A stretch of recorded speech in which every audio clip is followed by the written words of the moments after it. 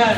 Itong darating na eleksyon na ito ay hindi lang ito karapatan natin, kundi ito po ay may nakikita tayong isang pag-asa at nakikita natin ito doon sa kandidatong dinadala namin na si Mayor Rodrigo Duterte. No? Na nakikita namin na sa pamamagitan ni Mayor Duterte na masusolusyonan niya yung mga kinakaharap nating problema sa Pilipinas mula doon sa paglaganap ng krimen, yung malaganap na kahirapan, at yung dahilan kung bakit tayong mga Pilipino ay umaalis sa sarili nating bansa.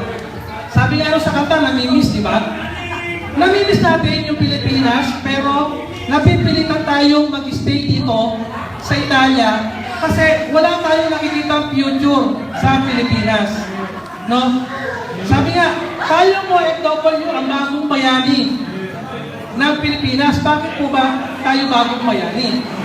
Kasi bagong bayani dahil kung wala pong OFW, matagal na pong bagsak ang ekonomiya ng Pilipinas.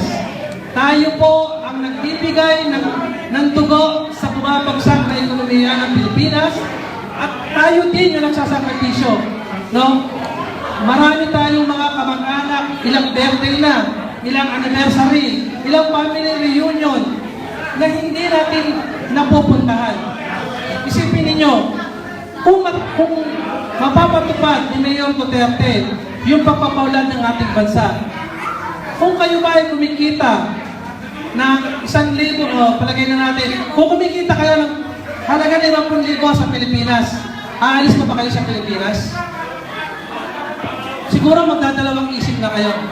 Sabi nga ni Mayor, inihintay niya na isang araw na ang pag-alis ng Pilipino sa bansang Pilipinas ay isang choice na lang.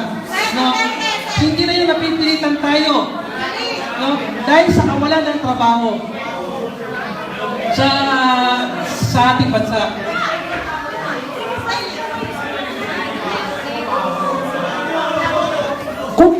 Kung meron po kayong gustong itanong, kung meron kayong agam-agam na bakit ba si Mayor Duterte ang dapat namin iboto, handa po namin sagutin at handa rin po namin ipaliwanag sa inyo.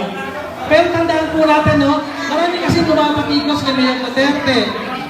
Sabi nga po, in the end, you will be judged by your action and by your words. No? Kung si Mayor man ay may nagawang pagkakamali, kung si Mayor man ay nagmumura, well, tao lang po siya. No?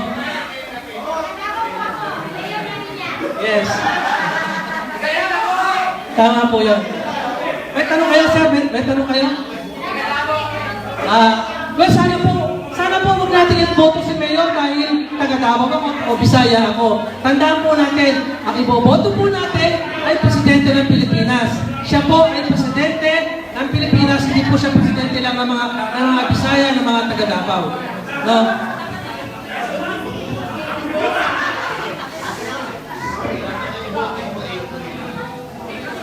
Ang boto po ay April 9 hanggang May 9. Ngayon po,